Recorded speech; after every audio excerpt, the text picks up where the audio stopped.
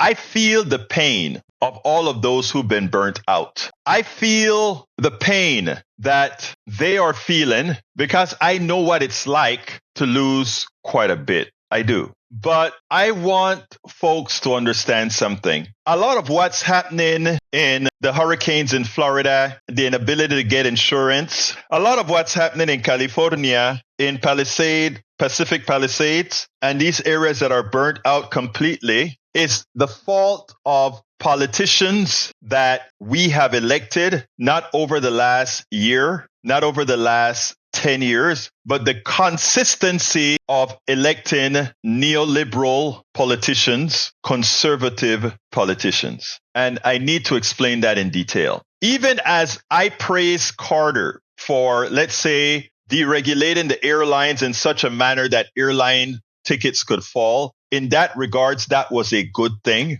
That the narrative of deregulation being a good thing, even if it's coming out of Carter, is the wrong narrative. It's the improper narrative. There are two things here. We constantly buy into the fallacy that somehow we think we are going to do well. So well that we don't want to tax those people that are doing extremely well, because that may be us. Well, let me tell you something for all of you to understand. It will never be you. You have to be invited into the club. I don't care what you invent. I don't care what you create. When we're talking about making the billions, you have to be invited into the club. We have a lot of influencers now that have become millionaires, again, because they get a whole lot of eyes and they start to get people looking at their eyes, etc. But guess what's the magic here? None of them own their platforms. And if any one of them get out of hand, their platforms can be removed immediately because they don't have agency. Why am I going there? Back to the fires. Many of those wealthy people in those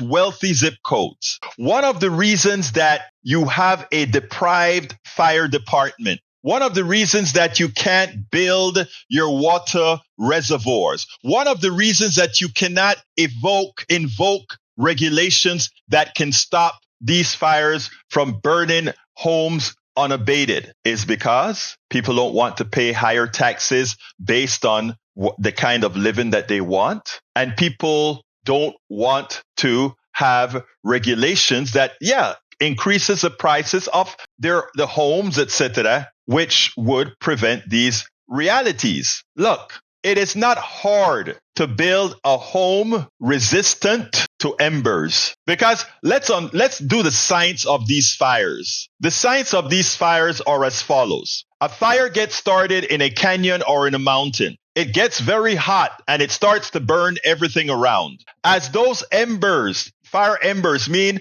bits of charcoal that emanates out of this fire. The wind picks these up and it blows it across the fields, and it blows it on every single rooftop, every single crevice that is actually wood or fire burning or combustible. This is a science now. And all of these embers then create flammable areas that can burn. Now, here's the interesting thing, right? My home in Sabanitas, Colón, Panama, is not in a fire zone because we're in a place that rains a lot, but it's in a place where wood rots easily. So our machines, our homes, my home was built of concrete. Even when we had a fire in my sister's bedroom, we had in Panama, because my father worked for the Canal Zone, we had a home in the Canal Zone that was a substandard piece of crap home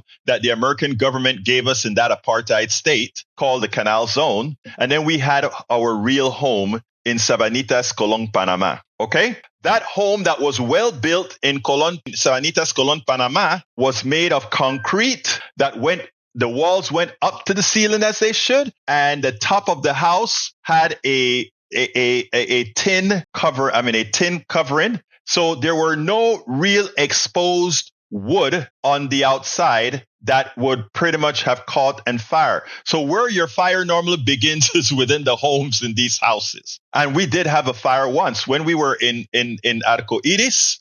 one of our lamps malfunctioned and it got a short and it started a fire. And that fire burned and burned till eventually people saw it and they called the thing. But guess what happened? That fire was restricted to that room because that room was all concrete. It had the wooden door. But by the time there was so much smoke in there, it extinguished the fire. Right. And of course, as soon as they opened the door, it blew back and the fire got up, but they put it out. But we only had one damaged bedroom. My point is this. Regulations in California, in all these areas.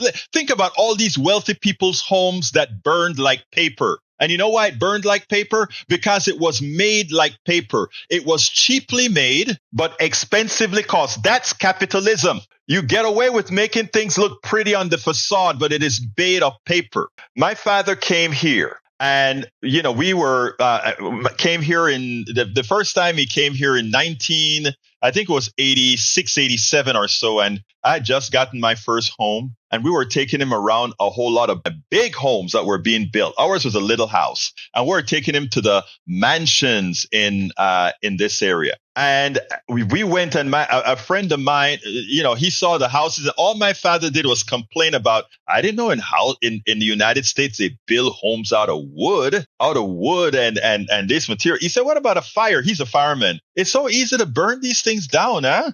Oh, God. And that's what he thought. And we weren't even talking about a fire zone. And then a friend of mine, a principal of the school, not a principal, I think he was a band director of the school. He invited us to dinner. And he had bought this big home. And it was one of these homes in the same area my father said. And my father looked at the guy and said, why do they make the homes here out of wood and paper? And I slapped him. I'm like, come on, huevo, don't do that. No hablas así, man. But his thing was, these homes are built of crap. And you pay. And then he would say, at that time, those homes were like $300,000. And he's like, wait a minute. And those things cost that amount of money? No, that would be giveaway house. You know, my point is this. There are regulations that you could have had, but that's not what happens in over here. People don't want regulations and people don't want to pay taxes. And when you have a fire like this here, they wonder, why didn't the politicians do what they needed to do? Because you didn't want them to do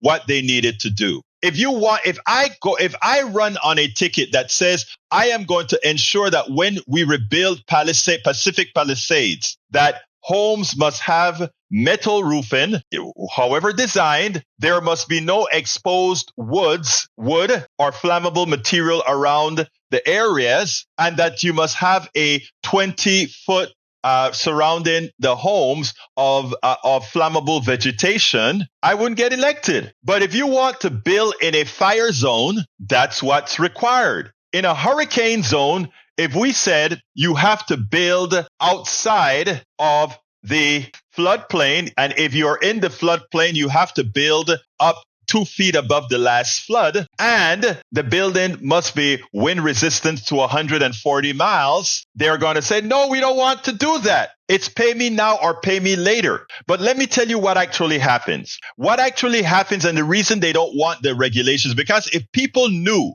that having these regulations would make sure that instead of paying $5,000 a year for home insurance, you would only pay maybe $1,500 to $2,000 a year in home insurance, and that the accumulative savings in insurance would more than cover the increased cost of your home. That makes sense. But that's not what happens in America. The capitalist doesn't want that to happen.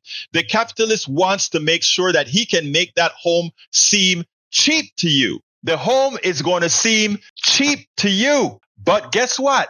That cheap home isn't all that cheap when disaster hits. And ultimately with climate change, which again, because we don't want regulations, continue to get worse as we do not stop companies from doing what they're doing to make and exacerbate climate change. In effect, what they're asking all of us to do is we inherently pay the cost for everything. We buy homes cheaply, relatively cheaply, where all the profits go towards the builder, the capitalist. When the hurricane or the windstorm or the tornado or the fire or the earthquake comes, we also pay the price to recover. And you may say, well, there's disaster aid.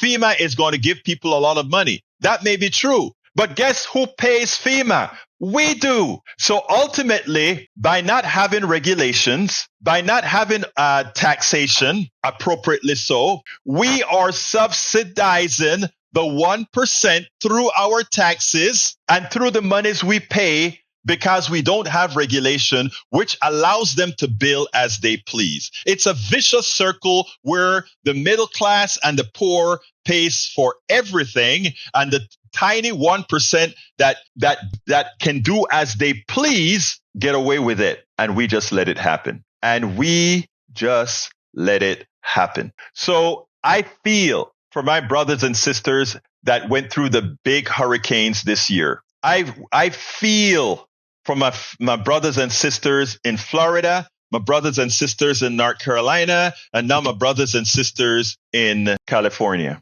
But let me tell you, we are going to have to wise up. We are going to have to start learning math. We're going to have to realize that regulations may cause a home to increase in price. Regulations may taxation may take some more money out of our pocket. But in the long term, it saves us money because instead of paying that money consistently and constantly to the capitalist plutocrats that build and rebuild our home and that pollute our air, etc., the extra price that we pay in regulation,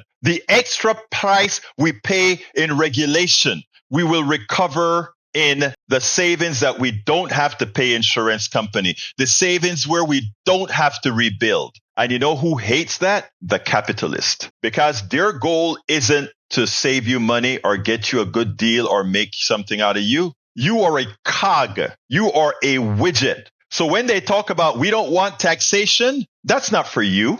They want to keep everything. When they talk about we don't want regulation, that's not for you. That is so that they can flip. We spend a lot of time deconstructing the news, trying to parse it into a form that everybody can understand. We try to find those little nitpicks where it flies above the fray, etc.